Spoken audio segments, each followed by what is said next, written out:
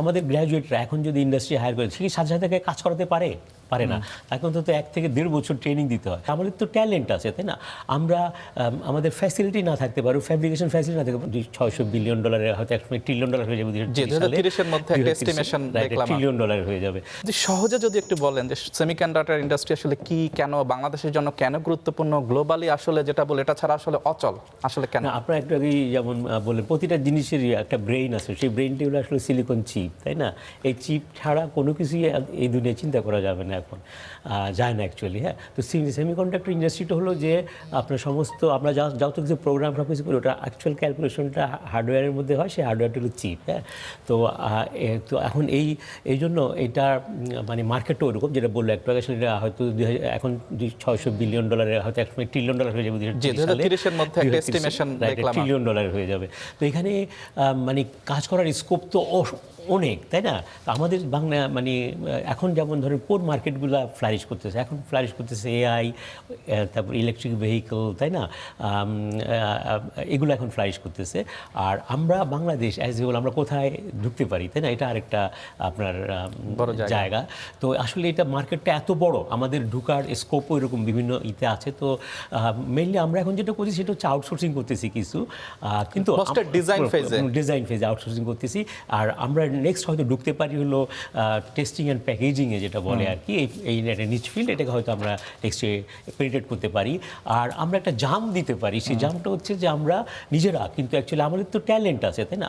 আমরা আমাদের ফ্যাসিলিটি না থাকতে পারে, ফ্যাব্রিকেশন ফ্যাসিলিটি না থাকতে পারে, আমরা কিন্তু আইপি ডেভেলপ করতে পারি। আমরা যদি আইপি ডেভেলপ করতে পারি, যে আইডিয়াগুলো খুবই ভালো হয়, যদি ভালো হয় অবশ্যই অন্যরা সেগুলা তখন লুফে নিবে। সো আমরা আইপি রিসার্চ অ্যান্ড ডেভেলপমেন্টে আমরা আইপি ডেভেলপ করতে পারি, আমরা এখন টেস্টিংয়ে ঢুকতে পারি, আমরা অলরেডি সেমিকন্ডাক্টর আউটসোর্সিংয়ের কাজ করছি আর কি। আপনাকে জাস্ট একটা প্রশ্ন জিজ্ঞেস করতে চাই, বুয়েট যেটা টেকনোলজি যে ইউনিভার্সিটিগুলো আছে, BUET is leading in Bangladesh, এবং আপনি যে ডিপার্টমেন্টটা লিড দেন, আসলে গ্লোবাল যে মার্কেট এমার্জিং এআই বা আপনি যেই বলছেন যেভাবে আগাচ্ছে, আমাদের একাডেমিক কারিকুলাম আসলে কতটা ওইভাবে ট্রান্সফরমেটিভ হয়েছে, এবং সেই ক্ষেত্রে গভর্নমেন্টের যে প্ল্যান তার সাথে কতটা ইন্টিগ্রেটেড?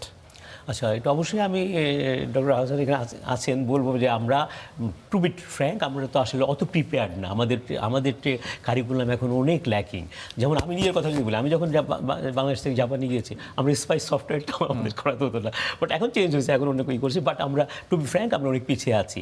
সো কেন, যেমন ধরেন আমাদের গ্র্যাজুয়েটরা এখন যদি ইন্ডাস্ট্রি হায়ার করে ঠিক সাথে সাথে কাজ করাতে পারে না। এখন তো 1 থেকে 1.5 বছর ট্রেনিং দিতে হয়। সো আমরা ইন্ডাস্ট্রি রেডি গ্র্যাজুয়েট কিন্তু দিতে পারতেছি না।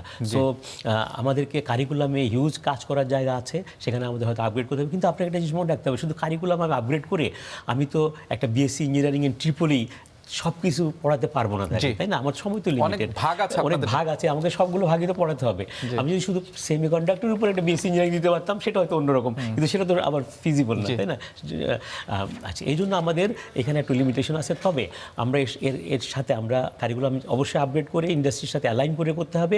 তারপর আমাদের কিছু ট্রেনিং প্রোগ্রাম চালু করতে হবে, যে ট্রেনিং প্রোগ্রামগুলো ইন্ডাস্ট্রির সাথে জয়েন্টলি করলে আরও ভালো করে ওদের যে ডিমান্ডগুলো, এই যে 1.5 বছর ট্রেনিং দিতে হচ্ছে, সেই ট্রেনিংয়ের অন্তত 6 মাস বা 1 বছর যদি আমরা আমাদের এখানেই দিয়ে দিতে পারি ওদেরকে। এটা কখন দিব?